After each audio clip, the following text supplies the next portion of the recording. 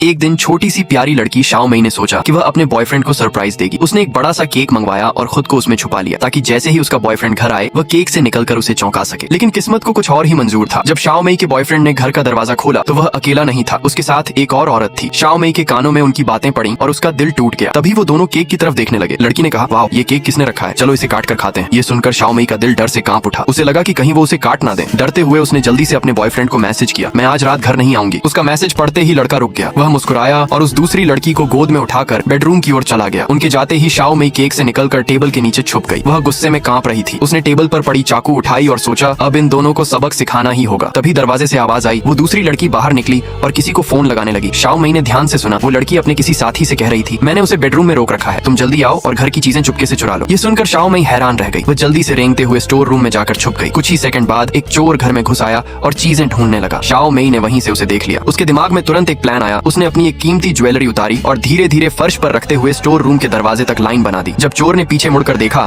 तो उसने ज्वेलरी देख ली और झट से उन्हें उठाने लगा। उसी समय शाओ मई ने दरवाजा खोला और उसके चेहरे पर जोर से फूंक मारी। अगले ही पल चोर बेहोश होकर गिर पड़ा। जब चोर को होश आया उसने खुद को रस्सियों से बंधा पाया। शाओ मई उसके सामने खड़ी थी। उसने कहा, दो विकल्प हैं तुम्हारे पास, या तो मैं पुलिस को बुलाऊं या फिर तुम वही करोगे जो मैं कहूंगी। चोर ने डर कर दूसरा विकल्प चुना। शाओ मई मुस्कुराई और बोली, तुम्हें चोरी करनी है लेकिन सिर्फ मेरे बॉयफ्रेंड की चीजें चुरानी है। चोर ने तुरंत हामी भर दी। शाओ मई ने उसके हाथ खोल दिए और उससे अपनी ज्वेलरी वापस ले ली जो उसने लालच दिलाने के लिए फेंकी थी। फिर उसने घर के दरवाजे पर एक नोट चिपका दिया। चोर ने जल्दी जल्दी बॉयफ्रेंड की घड़ियां, कपड़े और बाकी सामान पैक किया। इसके बाद शाओ मई ने पीछे मुड़कर एक आखिरी बार घर को देखा और मुस्कुराकर कहा, मैं वापस आ गई। फिर वह चोर के साथ वहां से निकल गई। कुछ देर बाद जब उसका बॉयफ्रेंड बाहर आया तो उसने शाओ मई को नहीं देखा। सिर्फ दरवाजे पर चिपका हुआ एक नोट था जिसमें लिखा था, तुम्हारी घड़ियों और खिलौनों के लिए शुक्रिया। अब उसे समझ आ चुका था कि उसका घर लुट गया है और उधर बेडरूम में बैठी दूसरी लड़की भी जान चुकी थी कि उसका साथी उसे अकेला छोड़कर भाग गया।